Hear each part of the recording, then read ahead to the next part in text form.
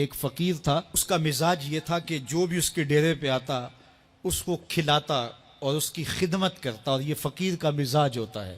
بابا بلے شاہ نے کہا تھا نا، اٹ کھڑکے دکڑ وجے تتا ہووے چلا، آن فقیر کھا کھا جاون راضی ہووے بلا۔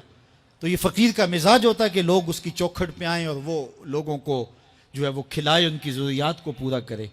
تو وہ درویش تھے اور جو بھی ان کے پاس آتا اس کی خدمت کرتے۔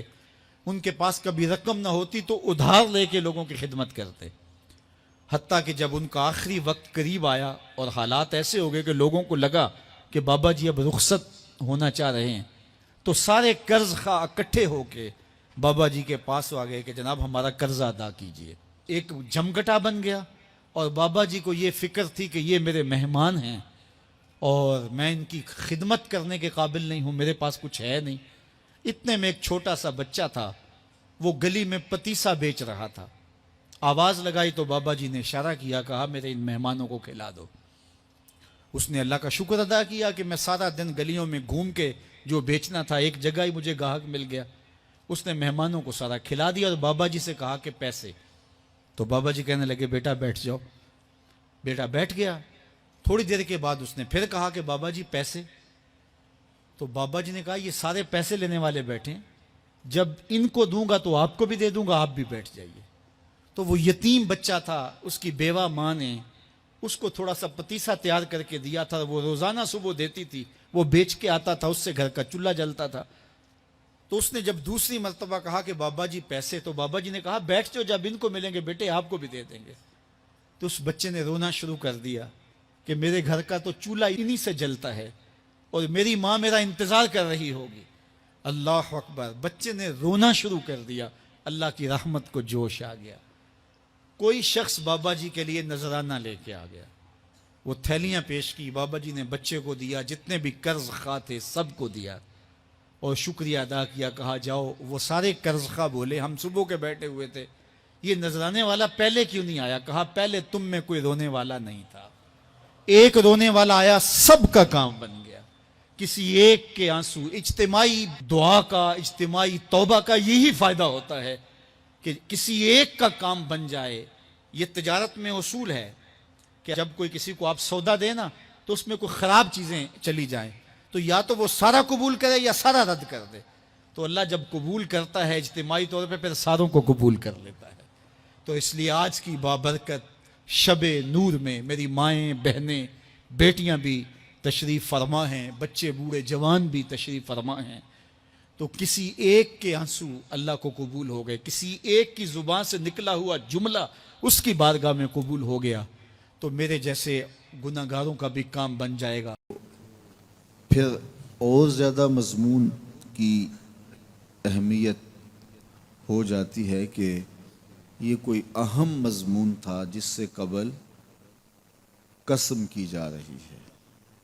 اب یہاں جو ارشاد فرمایا جانے لگا ہے اس سے قبل میرے رب نے رب ہو کے قسم کی ہے۔ میرا مالک تو یوں بھی کہہ دیتا تو کافی تھا، لیکن مضمون اتنا اہم ہے کہ اس کو بیان کرنے سے قبل میرے رب نے قسم کی، اور پھر قسم بھی ایک نہیں کی، 5 قسمیں کی۔ والعادیات ضبحا، قسم ہے ان گھوڑوں کی جب وہ تیز دوڑیں تو ان کے سینوں سے آواز نکلتی ہے۔ راہ حق میں جہاد کے لیے جب گھوڑے دوڑتے ہیں تو ان کے سینوں سے نکلنے والی آواز اللہ کو کتنی محبوب ہے کہ ان گھوڑوں کی قسم کی۔ فالموریات قدحا، اور وہی گھوڑے جب برق رفتاری سے دوڑتے ہیں اور پتھریلی زمین میں جب ان کا گزر ہوتا ہے تو ان کے پاؤں سے لگی ہوئی کھریوں کے ٹکرانے سے پتھروں سے جو شرارے نکلتے ہیں، اللہ فرماتا ہے کہ میں ان گھوڑوں کی قسمیں کرتا ہوں کہ جن کے پاؤں سے لگی ہوئی کھریوں کے ٹکرانے سے پتھروں سے شرارے نکلیں۔ پھر ارشاد فرمایا فالمغیرات صبحا، اور وہ گھوڑے صبح کے وقت جب حملہ آور ہوتے ہیں اور دشمن کے لشکروں کو تخت و تاراج کرتے ہیں تو ان حملہ آور ہونے والے گھوڑوں کی قسم فَأَثَرْنَ بِهِ نَقْعًا، اور جب وہ حملہ آور ہوتے ہیں تو ان کی سموں سے گرد اڑتی ہے، تو اللہ فرماتا ہے وہ گرد اڑانے والے گھوڑوں کی قسم۔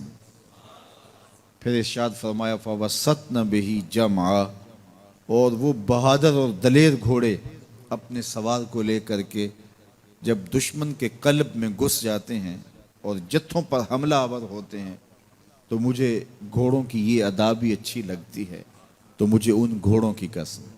تو 5 قسمیں کی قسم ہے ان گھوڑوں کی جو دوڑتے ہیں تو ان کے سینوں سے آواز نکلتی ہے، قسم ہے ان گھوڑوں کی کہ جب وہ پتھریلی زمین سے گزریں تو ان کے پاؤں سے لگی ہوئی کھریوں کے ٹکرانے سے پتھروں سے جو شرارے نکلیں، قسم ہے مجھے ان گھوڑوں کی جو لشکروں کو تاخت و تاراج کریں، قسم ہے ان گھوڑوں کی جب وہ حملہ آور ہوں تو گرد اڑے، اور قسم ہے ان گھوڑوں کی جو لشکروں کے کلیجے چیر دیں اور آگے بڑھ جائیں اور دشمنوں کے جتھوں پہ حملہ آور ہوں۔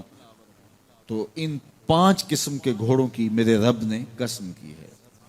اللہ اکبر، میرے مالک ذات کے گھوڑے اور تو ان کی قسمیں کرے، تو کہا کہ یہ گھوڑے میرے محبوب کے غلاموں کے ہیں۔ اللہ اکبر، محبوب کے غلاموں کے گھوڑوں کے پاؤں سے لگی ہوئی کھریوں کے ٹکرانے سے پتھروں سے جو شرارے نکلے رب کو وہ بھی پسند ہیں۔ ذرا غور تو کیجئے، تو ذات کے گھوڑے بھی ہوں لیکن نسبت محبوب سے ہو تو وہ گھوڑے بھی اچھے لگتے ہیں۔ اچھا ذرا آگے آ جائیے، ذات کا کتا ہے لیکن ولیوں کے سنگ جڑ گیا۔ اللہ نے اس کتے کا ذکر قرآن میں کیا بلکہ اس کے بیٹھنے کے سٹائل کو بیان کیا۔ وَكَلْبُهُمْ بَاسِطٌ ذِرَاعَيْهِ بِالْوَسِيدِ، ان کا کتا غار کے دھانے پہ اپنے بازوؤں کو پھیلا کے بیٹھا ہے۔ غار کی دہلیز پر بیٹھنے والے کتے کی حیت جلوس کو، اس کے بیٹھنے کے سٹائل کو قرآن نے بیان کیا۔ مالک اس میں ہمارے لیے کیا ہدایت ہے؟ ایک کتے کے بیٹھنے کے سٹائل کو تو بیان کر رہا ہے، اس کی حیت جلوس کو بیان کر رہا ہے، انداز نشست کو بیان کر رہا ہے، تو قرآن تو سراپا ہدایت ہے، تو اس میں ہمارے لیے کیا ہدایت ہے؟ کہا یہی تو بتانا چاہتا ہوں کہ ذات کا کتا بھی ہو، سنگ نیکوں کے جڑ جائے تو وہ قابل ذکر ہو جاتا ہے، اور اگر تم میرے ولیوں سے جڑ جاؤ گے پھر تمہارا مرتبہ کیا ہوگا؟ یہاں تو کتے جڑ جائیں تو قابل ذکر ہوتے ہیں۔ اچھا ذات کی چیونٹی ہے لیکن راہ تکتی حضرت سلیمان پیغمبر کا، تو اس چیونٹی کی گفتگو اللہ نے قرآن میں بیان کر دی اور اس کے نام کی صورت اتار دی۔ النمل، سورہ نمل اس چیونٹی کے نام پہ صورت ہے جو حضرت سلیمان علیہ السلام کی راہیں تک رہی تھی اور اپنی ہم جولیوں سے کہہ رہی تھی جلدی جلدی اپنی بلوں میں داخل ہو جاؤ، اللہ کے نبی کا لشکر بے خبری میں کہیں تمہیں کچل نہ ڈالے۔ اور حضرت سلیمان نے اس چیونٹی کی بات کو سنا، فَتَبَسَّمَ ضَاحِكًا مِّن قَوْلِهَا، اور مسکرا بھی پڑے۔ تو چیونٹی بھی ہو، گھوڑے بھی ہوں، کتے بھی ہوں، لیکن جب اچھے لوگوں کے سنگ جڑ جائیں، نسبت بلند ہو جائے تو وہ قابل ذکر ہو جاتے ہیں۔ تو ہیں گھوڑے لیکن میرا رب رب ہو کے قرآن میں ان گھوڑوں کی۔ باپ اپنے بیٹے کو کوئی بات کہے تو سعادت مند بیٹے کو غور سے وہ بات سننی چاہیے۔ استاد یا شیخ اپنے شاگرد کو کوئی بات کہے تو اسے غور سے اس بات کو سماعت کرنا چاہیے، چونکہ کہنے والا اس کا بزرگ ہے۔ لیکن وہ بزرگ، وہ شیخ، وہ استاد اگر ساتھ قسم بھی کرے تو پھر اور زیادہ مضمون کی اہمیت ہو جاتی ہے کہ یہ کوئی اہم مضمون تھا جس سے قبل قسم کی جا رہی ہے۔